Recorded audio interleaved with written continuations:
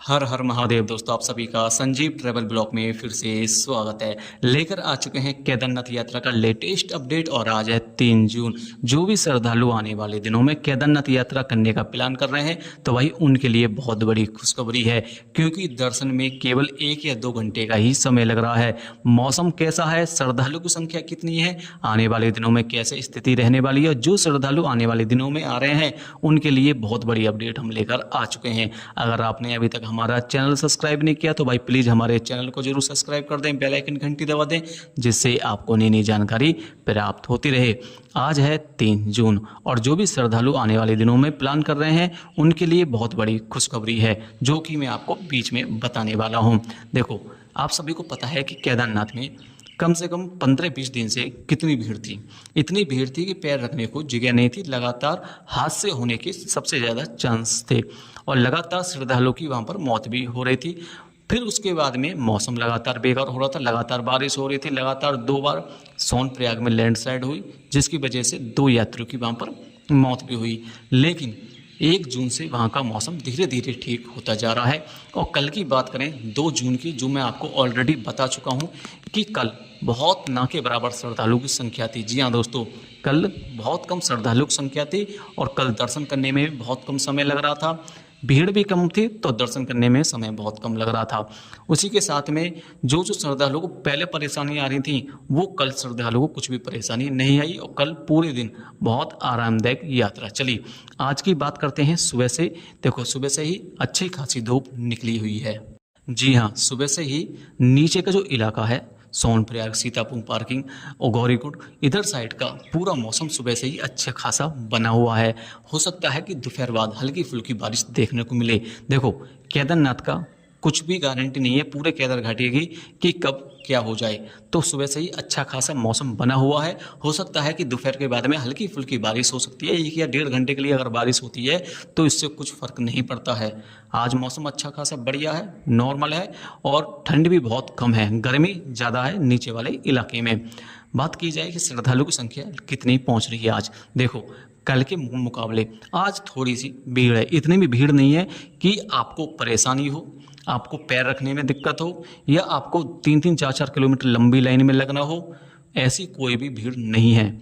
और एक बात मैं आपको क्लियर कर देता हूँ कि सुबह के टाइम में जो भीड़ दिखती है ना, ये भीड़ इसलिए दिखती है कि जो श्रद्धालु शाम के टाइम आते हैं, 1 या 2 बजे के टाइम आते हैं, तो वो यात्रा नहीं करते हैं, वो रुक जाते हैं। सोनप्रयाग, गौरीकुंड में, सीतापुर में वो वहाँ पर रुक जाते हैं, जिसकी वजह से सुबह को भीड़ ज़्यादा दिखती है। तो इसका मतलब ये नहीं है कि सुबह को 1 या 1.5 किलोमीटर लंबी लाइन है कि भीड़ ज़्यादा है। वो भीड़ 1 या 1.5 घंटे के समथिंग में समाप्त हो जाती है रजिस्ट्रेशन चेक के बाद में। तो जो भी श्रद्धालु आ रहे हैं, रील देख रहे हैं, तो ये मत सोचिए कि भीड़ बहुत ज़्यादा है। भीड़ नहीं है। आज की बात की जाए तो आज भी अच्छी खासी भीड़ है, लेकिन ऐसी भीड़ नहीं है जैसी होनी चाहिए थी।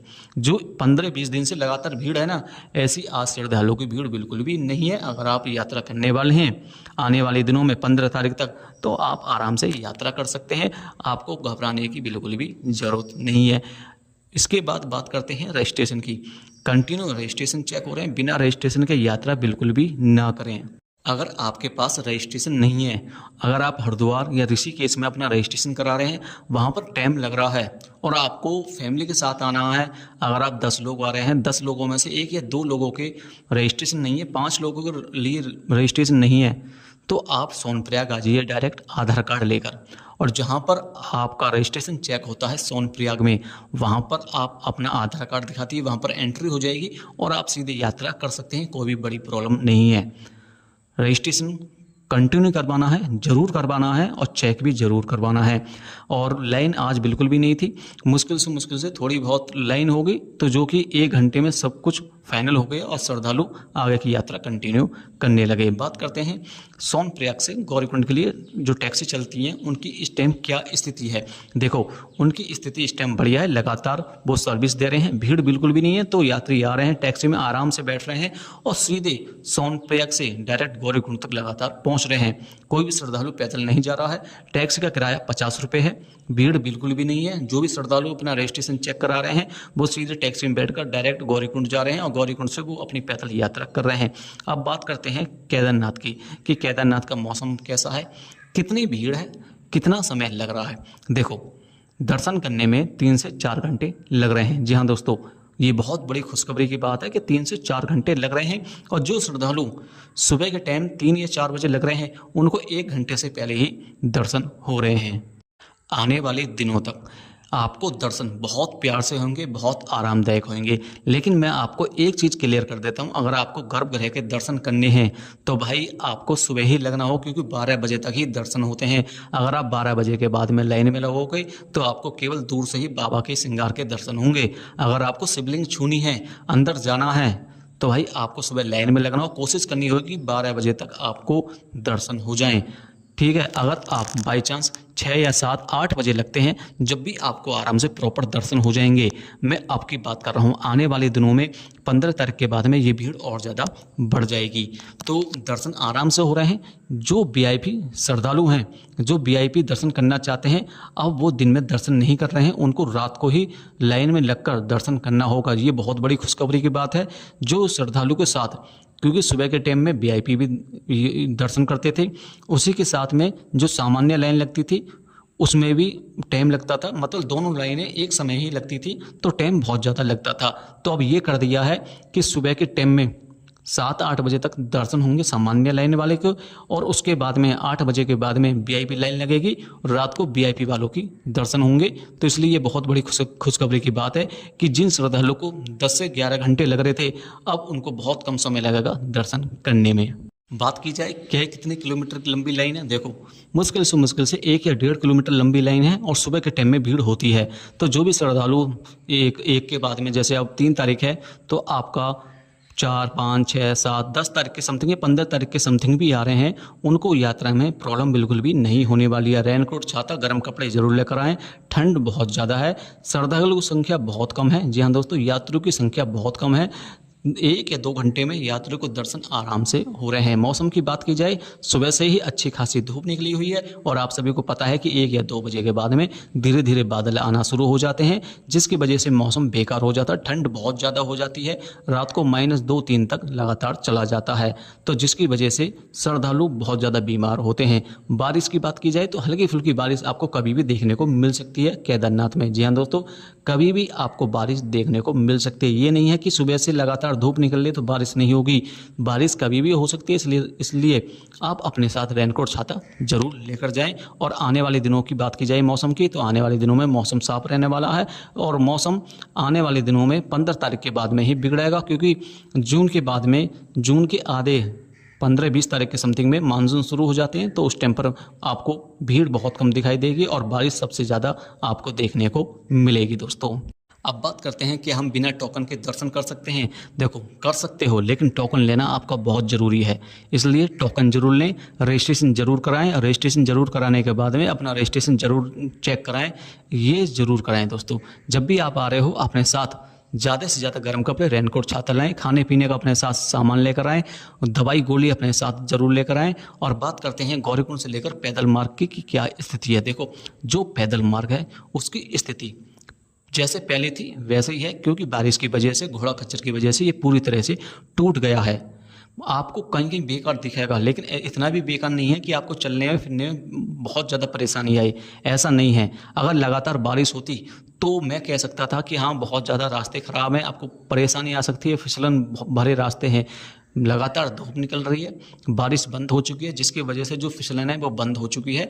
आपको पूरे रास्ते में कहीं कहीं बेकार रास्ते दिखाई देंगे, इतने भी बेकार रास्ते नहीं है। अगर आप यात्रा पर जा रहे हो तो अच्छे जूते आपके पास होने चाहिए, वाटरप्रूफ जूते होने चाहिए। अगर आपके पास वाटरप्रूफ जूते नहीं है तो अमेजोन से उनके कवर आते हैं, वो कवर ले लें, तो जिससे आप आराम से यात्रा कर सकते हैं। और अपने साथ ज़्यादा सामान बिल्कुल भी ना लेकर जाएं, क्योंकि जो यात्री अपने साथ ज़्यादा सामान लेकर जाता है उनको रास्ते में ही बहुत ज़्यादा थकावट हो जाती है, तो वो यात्रा बिल्कुल भी नहीं कर पाते हैं। जो श्रद्धालु बीच रास्ते से ही अपनी यात्रा छोड़कर जा रहे थे, अब वो पूरी यात्रा कर रहे हैं, क्योंकि भीड़ कम हो चुकी है, टाइम कम लग रहा है, तो इसलिए श्रद्धालु जो भी आ रहे हैं वो प्रॉपर दर्शन करके ही अपने घर को प्रस्थान कर रहे हैं दोस्तों।